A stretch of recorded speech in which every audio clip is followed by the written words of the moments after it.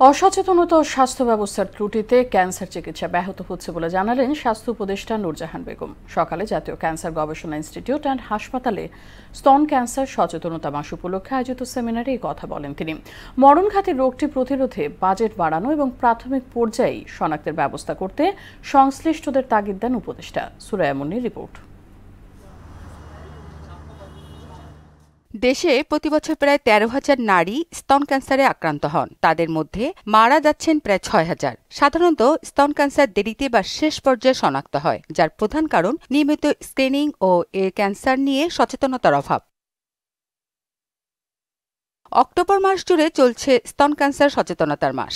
এই উপলক্ষে জাতীয় ক্যান্সার গবেষণা ইনস্টিটিউট অ্যান্ড হাসপাতালে সেমিনারের আয়োজন করা হয়। এতে বাংলাদেশে চিকিৎসা খাতে বিভিন্ন দুর্বলতার কথা তুলে ধরেন বক্তারা। জানান, মরণঘাতী রোগটির চিকিৎসায় দক্ষ জনবলের ঘাটতি রয়েছে।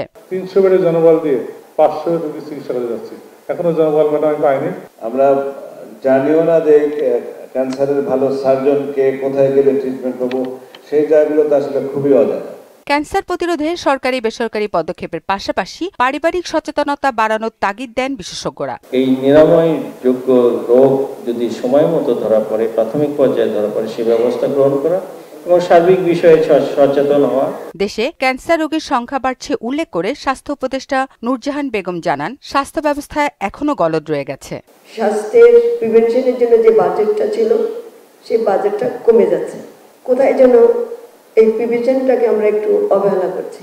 এই যে স্ক্রিনিং কথাটা বলা হলো, আমার স্কুলের ছাত্রীকে যদি আমরা এটা শিখিয়ে দিতে পারতাম কি করে এটা জানবে, সে তার মাকে করতো, তার দাদিকে করতো, তার ফুফুকে করতো, নিজে করতো, তাহলে এটা কিন্তু আগে থেকে ধরা পড়ে যেত।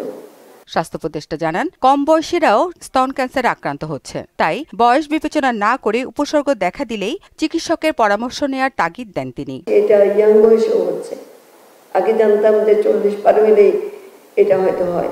সুরাইয়া মুন্নি, মোহনা সংবাদ, ঢাকা।